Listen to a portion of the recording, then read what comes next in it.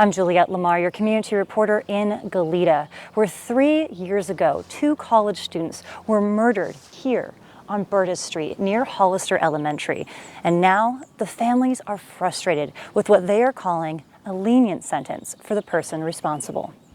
On January 7th, 2021, at about noon, 2 college freshmen, Jasper Vandermeulen and Enzo Rastelli, were shot and killed on a quiet neighborhood street in Goleta. This never should have happened. I mean, for him to be killed by a 15-year-old with a handgun.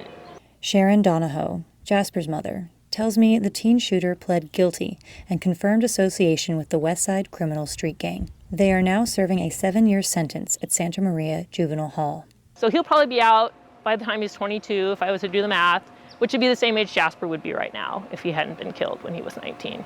While the 15-year-old pulled the trigger, Brian Munez was also charged in connection with the killing.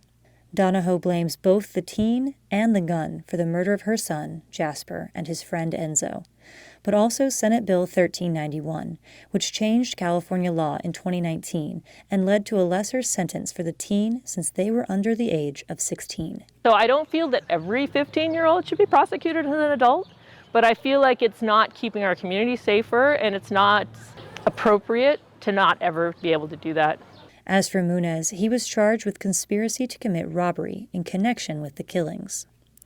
Donahoe tells me he's the person responsible for planning the robbery and also fled the scene after the men were shot, but was not tried for murder due to another Senate bill which prevents people from being convicted of murder if they are not the actual killer.